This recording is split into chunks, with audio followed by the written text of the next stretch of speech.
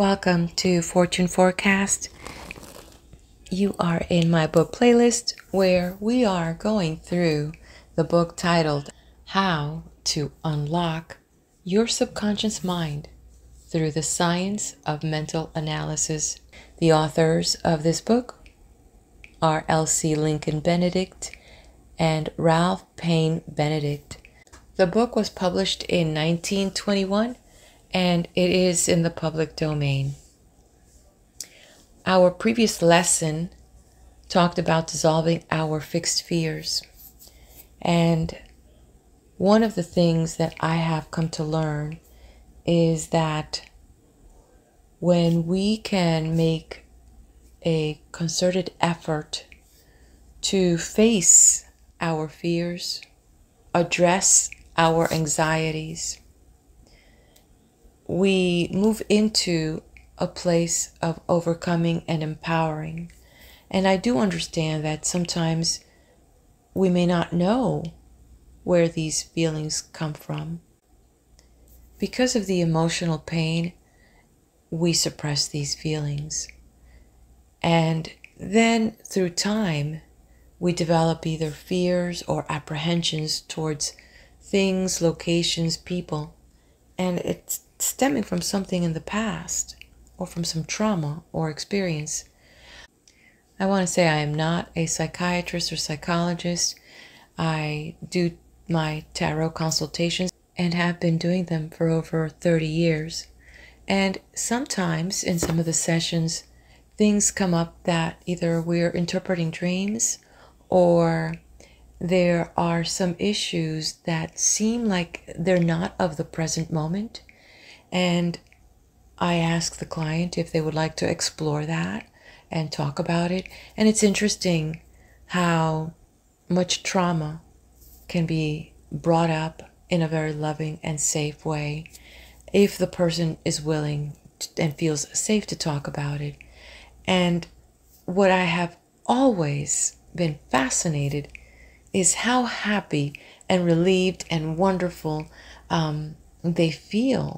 Almost, if not instantaneously, like within 3 weeks, I'll get a feedback like, thank you, it really helped, or things are so much better. And I just feel so fuzzy and warm knowing that, wow, this is a hurdle and they jumped it and they're on to the races. The point that I want to bring here is if we want to, we have the power within ourselves. All we need is to understand that we need to put the time and the effort within our thoughts and find out what are the buttons, where are the buttons, and how do I turn them on. And I believe that through this channel, I am hoping that we can find these buttons. And the purpose of my channel is to share this journey, and hopefully it becomes our journey for self-development and growth. Okay, so let's move on to the next lesson, which is titled Mental Miracles. Mind is the master power that molds and makes, and man is mind, and evermore he takes the tool of thought and shaping what he wills, brings forth 1,000 joys or 1,000 ills. He thinks in secret and it comes to pass. Environment is just his looking glass. Lesson 4. Mental Miracles. Man is a unit. Each human being is an organized community of living cells, of which there are over 26 trillions in the commonwealth of the brain and body. This intricate and intimate relationship between all the cells of the human organism is effected through 2 channels, the nervous system and the circulatory system. The living cables of the nervous system run from the brain through the spinal cord and solar plexus, and branch and rebranch until practically every cell in the body has its own tiny nerve. By means of this sensitive system, any part of the brain or body instantly influences for health or disease, happiness or distress, every other part of the organism. Nerve messengers. To illustrate to yourself how quickly and keenly the outside world, without tangible contact, affects the body through this delicate nervous system, recall what happened to you when you have smelled something extremely disagreeable. The impression was carried to the brain, which instantly sent over its nerve wires a mental telegram to your stomach. If it was very unpleasant, you became nauseated. If the revulsion was severe, there resulted those violent convulsions of the stomach which cause vomiting. Yet you had neither touched nor tasted the unpleasant thing, merely heard of it through your nerves. Chemical messengers. The next day you are passing a bakery. You smell the delicious odor of bread. The brain dispatches a pleasing telegram to your stomach, telling it to secrete the gastric juices preparatory to digesting some of that bread. You instantly become hungry. If you cannot stop and get a loaf to take home or eat it then and there, if you keep on going and ignore it, an interesting thing happens. The juices which ran into your stomach on that hurry call have no food to work on. Since their energy, like that of everything else, must expand itself, they agitate your empty stomach, an abnormal process which in turn makes you slightly physically and then mentally upset. When that point is reached, the circle is completed. You are back to the mind from whence the message first came. Your body and mind always operate in this circle. Whatever affects one affects the other. A mental disturbance not only harms the body, but, because the body also affects the mind, comes back like a boomerang when it completes the circle. A physical disturbance not only upsets the mental processes, but returns via their influence back to the body in that same vicious circle. Human hungers. This little hunger for the bread is only the most elemental illustration.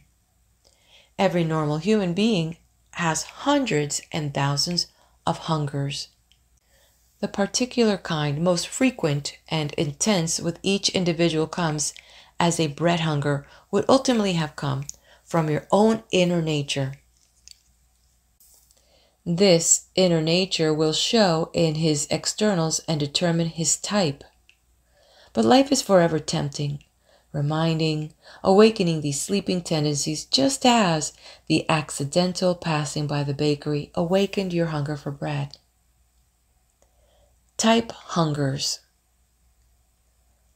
Now, if you had been excessively hungry, that is, had a deep inner urge for food, before you came to the bakery, it would have been much more difficult for you to keep going. And so it is with our type hungers. They come from our inner biological systems and are quick to flare up when anything occurs in our environment which appeals to them.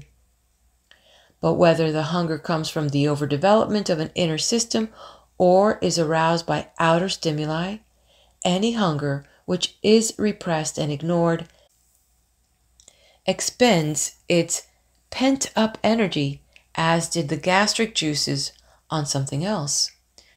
Thus, we have discovered the law of repression.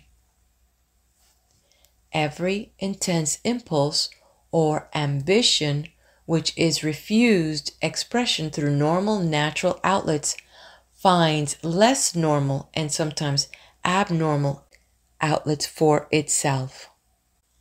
Today, science shows that most of our unhappiness and failure and practically all our ill health, half health, and disease are but the distorted expressions of deep desires long repressed.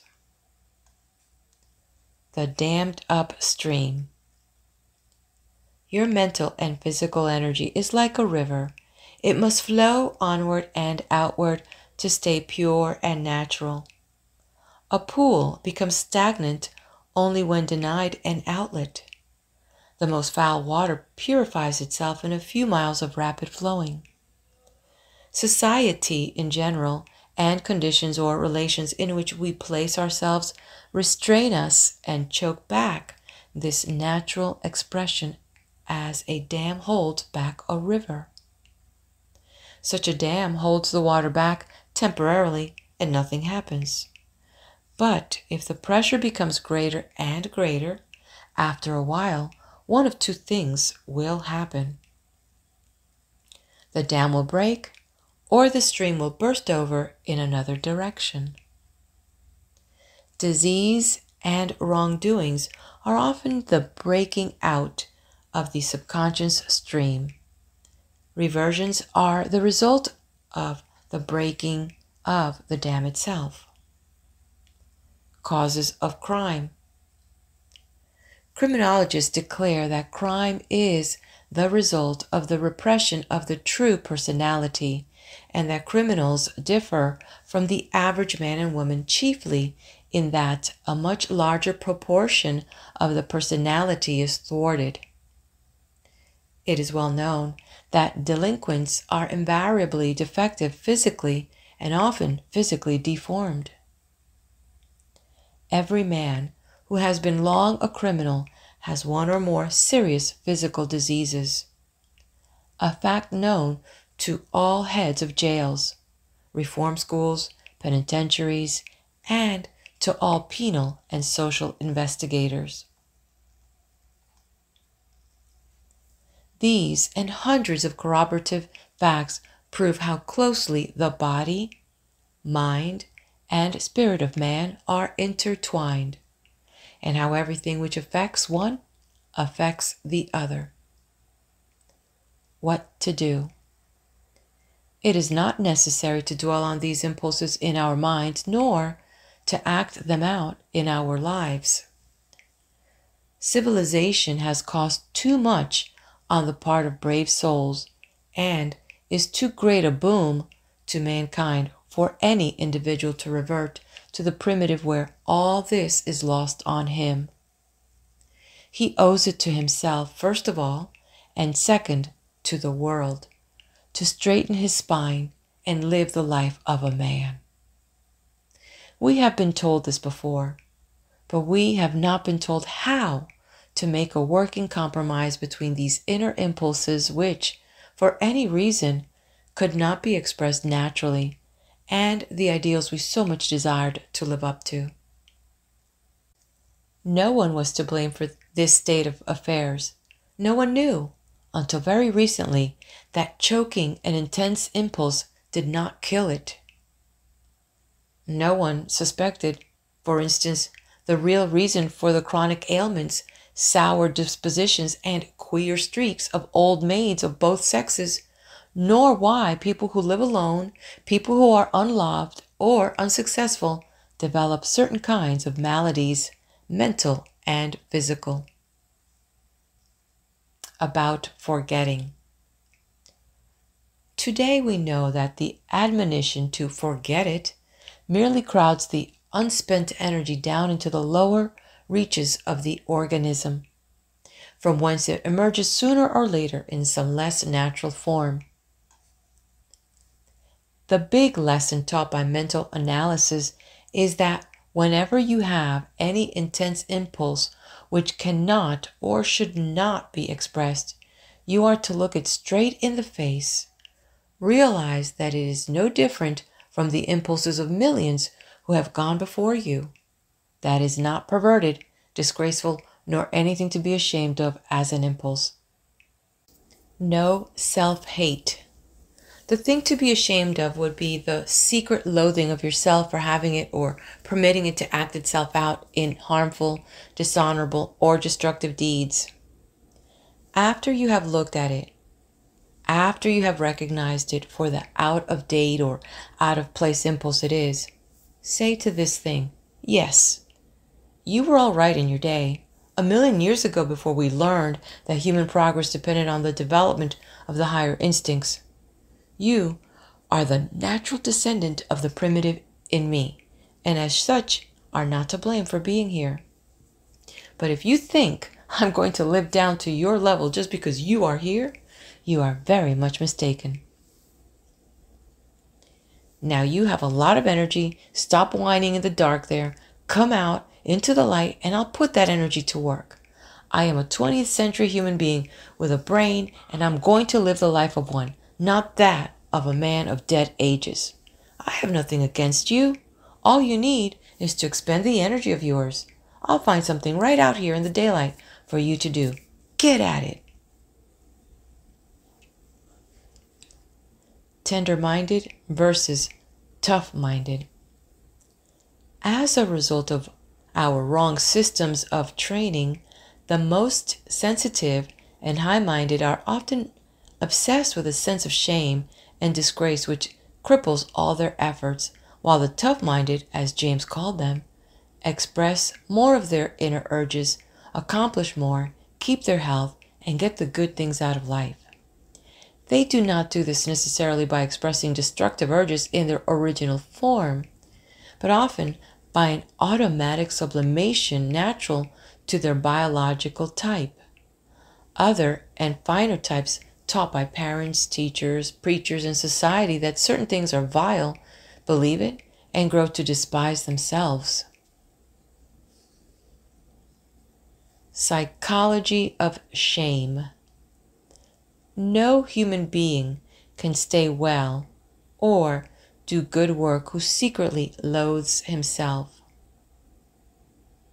It is small wonder that some of our Orthodox churches are empty. Renunciation and repression are stunting, saddening, sickening doctrines. They weaken, disintegrate, and destroy. The sense of original sin, of an inner filth that can never be quite eliminated, is fatal to health and happiness. Of its own force, it is ultimately fatal to any sect that teaches it. God never intended any living thing to be cowed or shamed. Everything in nature grows up, not down. It grows with its head toward the heavens. When human beings listen less to men and more to the sermons in every sun-seeking flower, they will begin to be good, happy, healthy, and successful. Conscience versus subconscious. The average individual tries not to think or feel certain things. He crowds them out of his mind and thinks they are gone. Today, we know that whatever is pushed out of consciousness recedes into subconsciousness. If these throttled thoughts concern deep desires, they come back again and again. If rejected over and over, they finally return behind the false face of some unaccountable attitude which we do not recognize as connected with anything we have previously felt. We now know these are merely old urges in disguise.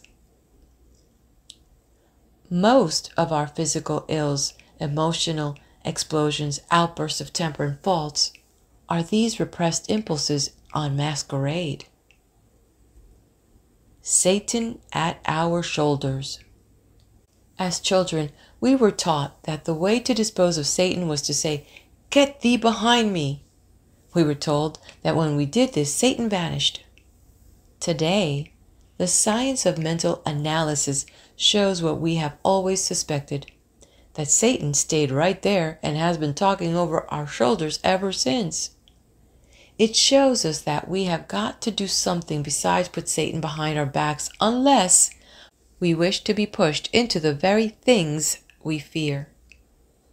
Fortunately, it shows us that the things we must do to turn his power into constructive channels is much easier than the things we have been doing in our blind and ignorant efforts to get rid of him. Where faults come from. Every human fault, like every disease, is the result of dammed up energy. Everything in the world moves, and does so because it is full of energy. Nothing is ever still, even for an instant, no matter how much it may appear so. Everything, from the particles in the wooden chair on which you sit to the constellations in the sky, are moving, moving, moving. Motion is the law of the universe. Motion creates energy, and energy must expand itself. If you do not permit it to expand itself in natural, normal ways, it expands itself in abnormal, unnatural ways. Depending always on the type of individual and the weakest point in his physical or mental makeup. When you see no evil effects for a time, you imagine you have obliterated this impulse. But you have only bottled it, and the longer you keep the cork in, the more it ferments. Someday it will explode. Expression and repression. Any work, situation, or condition which compels you to keep on doing a thing you do not like to do causes the gradual building up within you of a mass of aversions and repulsions which eventually break forth. They may not break out in open rebellion against the thing itself. In fact, we have discovered that the greater the dislike of a thing on the part of a certain types of people, the less likely are they to voice their resentment or to show open resistance to that specific thing. These are the people to whom comes the greatest harm. Whenever you express open opposition to a thing, you let off steam and relieve the pressure just that much. The types that speak out have far fewer subconscious complexes than the silent, timid ones, though they often have the very ones they and their friends would least expect to find in them. The hidden fires. A young boy was left alone while his mother went to the corner grocery. A box of papers he was playing with caught fire from the open grate. He was too young to know how to put out the fire and afraid to run away from it. So he ran to the back stairs, threw the blazing box into the basement, and slammed the door. He had a few moments of apparent safety, but the house burned down. Effect of the wish. It used to be supposed that some men had an aim and others had not, that some knew what they wanted and others had no preferences, that some men were blessed with ambitions and others didn't care.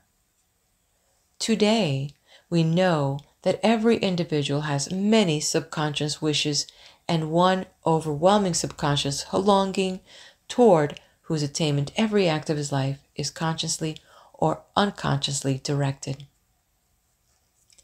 Everything which tends toward the fulfillment of this subconscious wish reacts constructively, happily, healthily back upon his body, mind, work, and life in its entirety.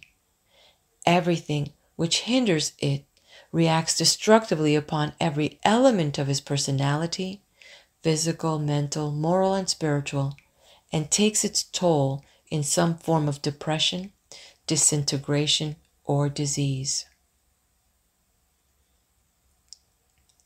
Minstrels and the Merry Widow. An interesting illustration of how the thwarting of a subconscious wish can cause physical troubles and how quickly the removal of the barrier can cure came to my notice in 1910, said a physician recently. It also shows the lesser power of conscious wishes as compared to the great force of subconscious ones. I was sent for at 4:30 one afternoon to come to an office to the state capitol in Denver where a young woman was ill.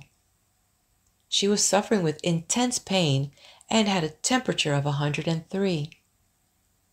It developed at 5 o'clock, when the rest of the office force left, that she had been very anxious to see The Merry Widow, which was playing at the Broadway Theater that week, and was to have gone with the rest of the girls that evening to see it.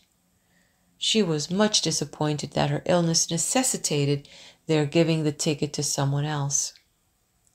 While we waited for the taxi which was to take her home, she told me how sorry she was not to see The Merry Widow, but glad she didn't have to see the minstrels, which were also in town. She very much disliked minstrels, she said. A moment later, the telephone rang and she was asked for. I told the young woman at the other end of the wire that she was too ill to answer, but before I could prevent it, she took up the receiver. 2 minutes later, she walked out of that room free of her headache and fever, perfectly well. The illness, she told me as we walked down the hall, had come from a week's worry over not having heard from the young man whom she loved devotedly. She feared she had lost him.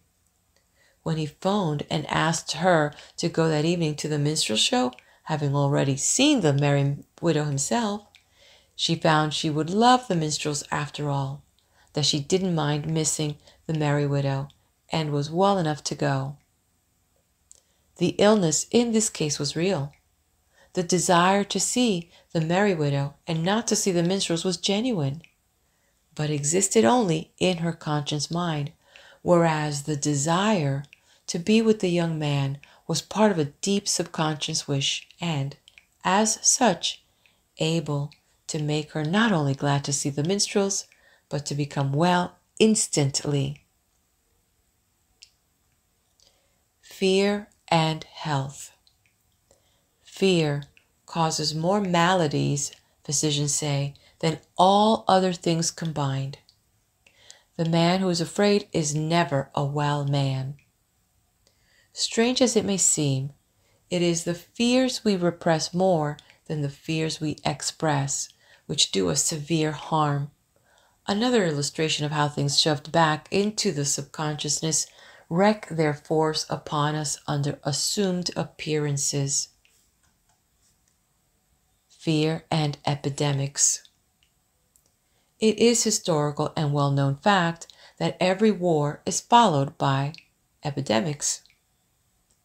We have assumed that congestion of masses of men, poor sanitation and exposure were the inevitable causes, and certain it is that these have had much to do with it.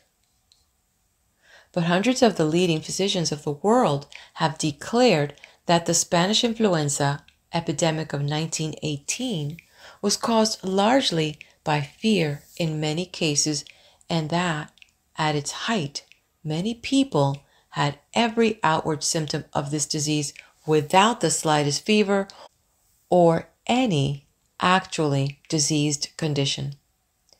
They have gone a step farther and declared that patients died under the impression that they were afflicted with the malady when, as a matter of fact, they were killed by fear. Complexes and consciousness. It was shown in a previous lesson that fixed fears always come from very painful emotional experiences of one's past. The insidious and far-reaching effect of a single fixed fear was explained. Imagine then the effect upon the individual of an integrated, organized group of fixed fears, a set of them, surrounding some long drawn-out or vital experience in his life.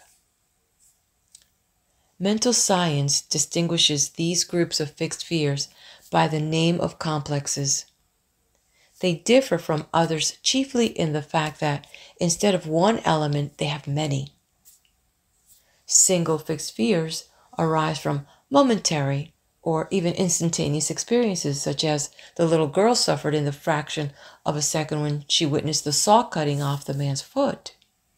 Her fixed fear of screeching noises and the smell of lumber was born in that instant of intense emotion. What can rightly be called a complex is the result of an experience of much longer duration, sometimes of years, which contained many characteristics. Several of these are symbolized in the subconscious mind with such vividness that being reminded of one brings the total experience forth from memory's vault. A husband's complex. A Cleveland broker who had a reputation for cool-headedness and self-control developed a violent complex against women's white kid gloves, plumes, French-heeled shoes, and baby Irish lace. Whether displayed in shops or being worn by their fair owners, whenever and wherever he saw any of these things, his composure instantly left him and he grew angry, disgusted, and resentful. Though he succeeded in concealing his agitation from his friends and employees, he declared it was hours, sometimes days, before he fully recovered. These things upset him, he said, because they brought back to him with terrific force memories of a bitter period in his life. Many years before he had been married to a charming and unusually beautiful woman whom he idolized, the only woman, moreover, that ever interested him. She flirted with other men, gave him 10 years of heartbreaking disillusionment, and finally eloped with the clerk of his office. She was a woman of extremely fashionable and fastidious tastes. She specialized in French-heeled shoes, white kid gloves, and the willow plumes and baby Irish lace, which were the mode at the time. Whenever he saw any of these things, the tragedy of the whole 10 years engulfed him. The total experience lived itself over in his feelings, condensed and intensified. Not only did it remind him of the love for his wife, the scandal in the newspapers, the loneliness and the shame he underwent because of her deception, it recalled the humiliation his pride had suffered at her having gone away with one of his own employees. This was a young man he had never liked and whom he had often reprimanded. A wife's complex. A woman developed a complex against men smoking pipes. She had once liked the sight of a man smoking a pipe and, unlike the man just described, could not imagine why she became enraged whenever she saw a pipe in any man's mouth. If, in addition to seeing it, she heard the slight smack of the lips as he puffed at its stem, her emotion was so intense she had to leave the room or even the streetcar in which it was occurring. As she was a widow and had several children to support, she found it necessary to overcome this violent aversion. She had just been promoted to a much better paying position which she was perfectly able to fill out, which she was having great difficulty with because several men at nearby desks smoked pipes during office hours. After a time, she realized that something she had faithfully pushed out of her conscious mind for years and which she had not once admitted to herself was a fact, and that this fact had given rise to the complex. Cause of her complex. Her husband insisted on a large family, yet failed to support them. He was an able man who drew a good salary at the time of their marriage. She loved him devotedly and believed him when he said he could get nothing to do later on. He finally gave up trying to work on the plea of not being well and spent all his time at home, sitting by the fire, puffing away at his pipe. He was finally killed in an automobile accident after the wife had had 12 years of hard work trying to support their family. 12 years when her most vivid picture of him was as he looked and sounded, sitting there by the fire, smacking his lips on his pipe stem. She had never permitted her conscious mind to harbor the suspicion that he was lazy, worthless, and selfish. But the conviction of it was embedded deep in her subconscious, which had symbolized the heartaches and hardships of the whole 12 years in the scene and sound of a man smoking a pipe. Types and complexes. You have often wondered why two people of the same family, therefore of the same heredity, and of the same environment, living in the same house under exactly identical conditions, would react in diametrically opposite ways to the same experience. For instance, twin sisters lose their mother through death. One is completely overwhelmed by grief, loses weight, becomes ill, and is unconsolable, while the other grows rosier and plumper every day and goes on just as before. Why does one girl develop a complex and the other not? Chiefly because of difference in type. Certain types react to certain kinds of experiences destructively and others constructively, and do so habitually and automatically. On the other hand, the girl who reacts with automatic constructiveness to her mother's death may develop complexes from different kinds of experiences which would not affect the other girl at all. What happens to you? Whenever the mind is working destructively, when, for instance, you're full of fear, it throws the switch and sidetracks the body, preventing its running properly or safely. When our emotions become tangled up with wrong ideas, destructive attitudes, or opposition, they are at cross purposes with the body. This always has its damaging results. These results may show themselves in the form of nervousness, ill temper, ill health, melancholia, neurosis, insanity, crime, or suicide, always depending on the type of the individual. Or they may merely cause him to wonder what is wrong between himself and the world, to form incomprehensible aversion to people and things in his environment, or to be vaguely restless, upset, or unhappy without knowing why. Dreams and diseases.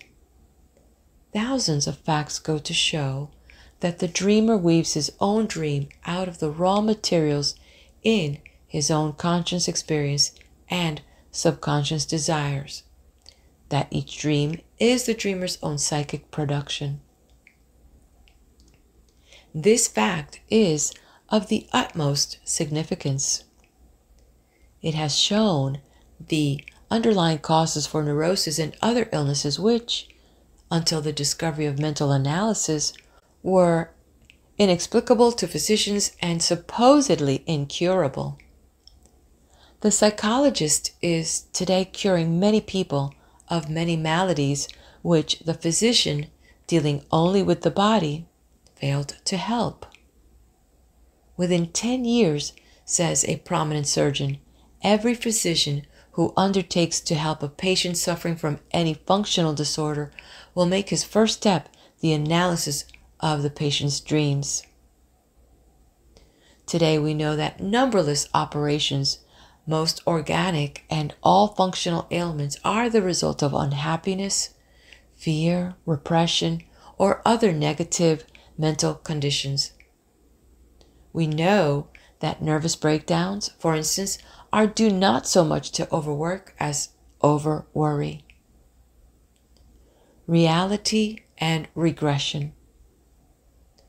One of the most significant discoveries of recent times is that in every human being there is a subconscious tendency to escape from the facts of life whenever they become too painful. In scientific circles, there is a new but already well-known phrase describing this: the flight from reality. This profound and universal fact is revolutionizing the therapeutics of the civilized world.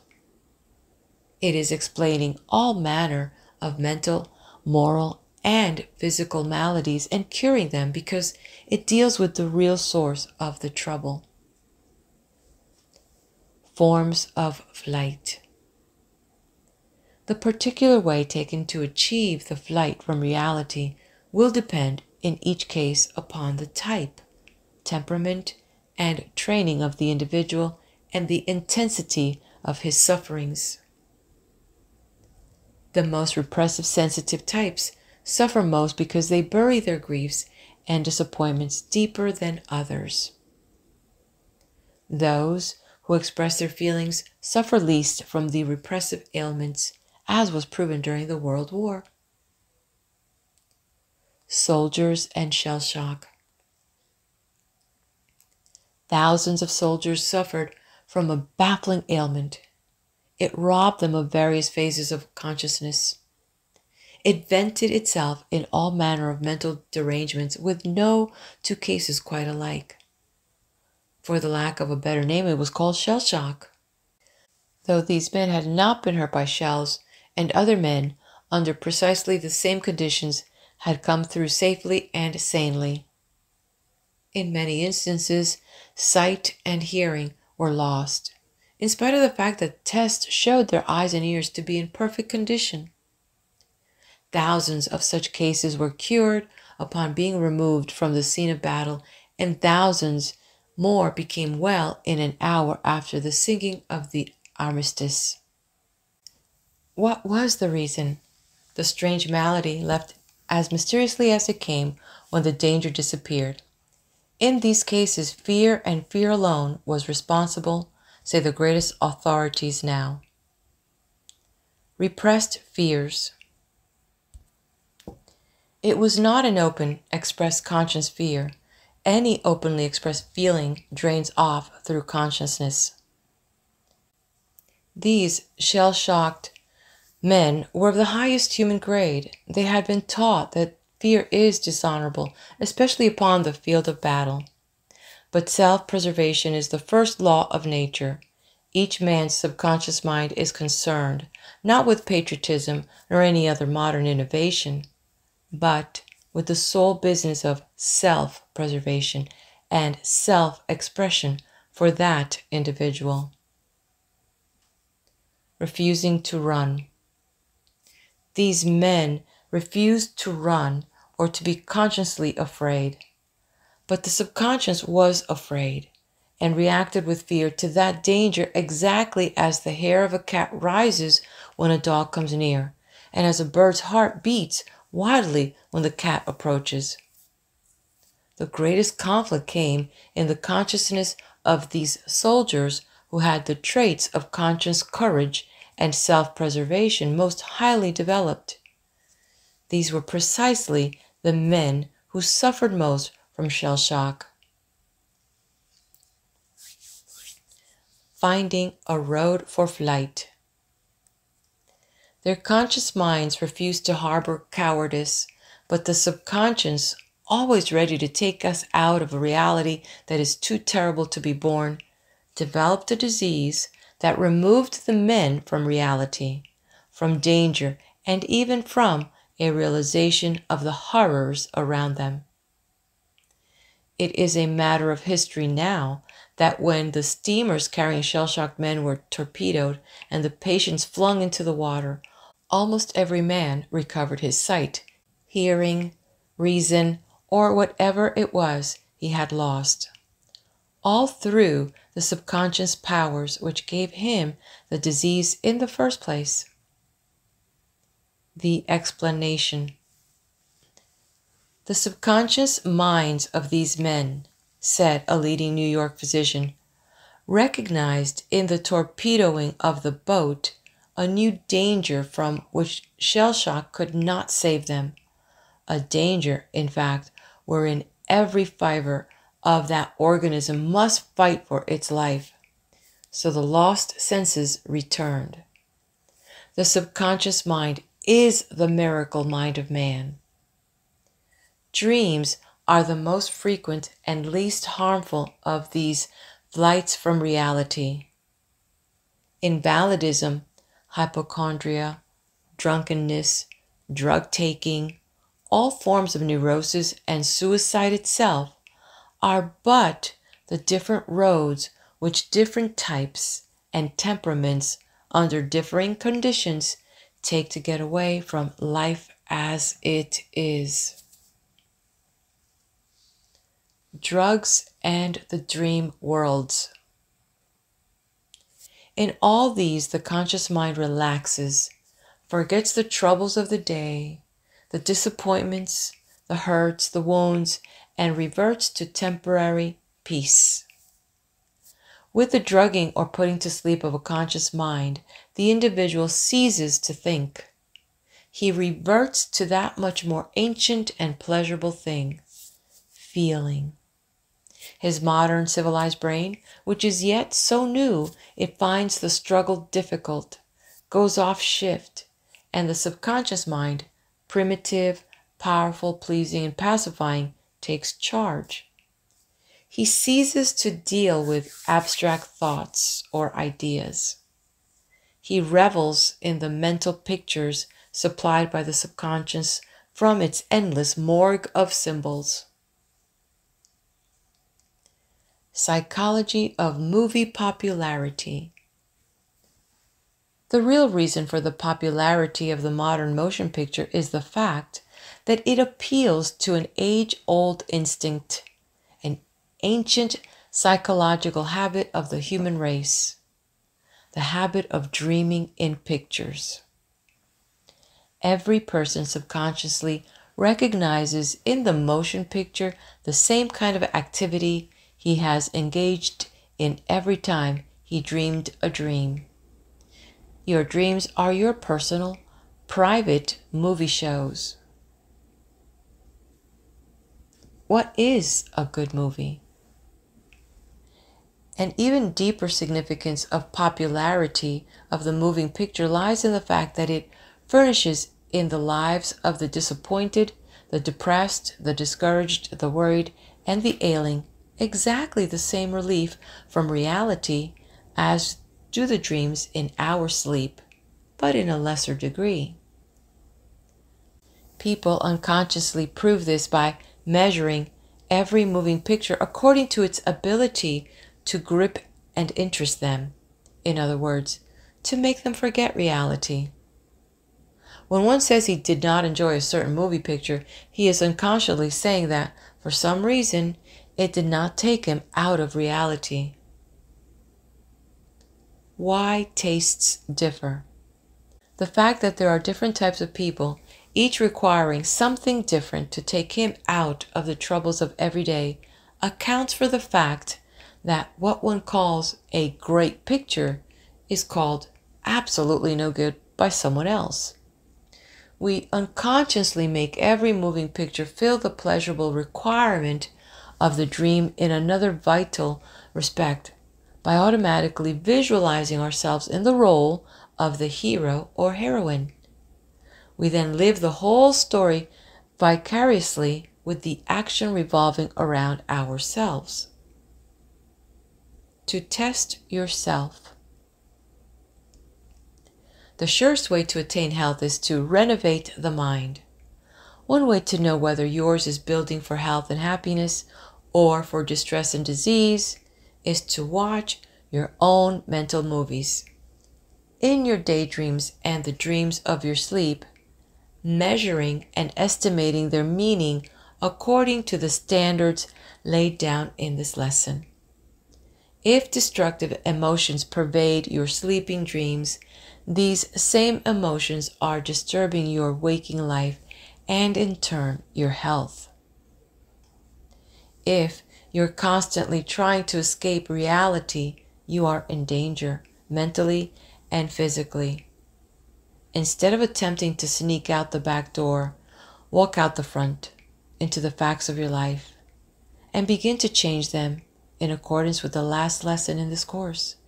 This and this only will perform mental miracles for you.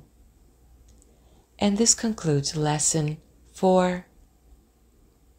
Let's move on to the next video where I'll wait for you with lesson 5.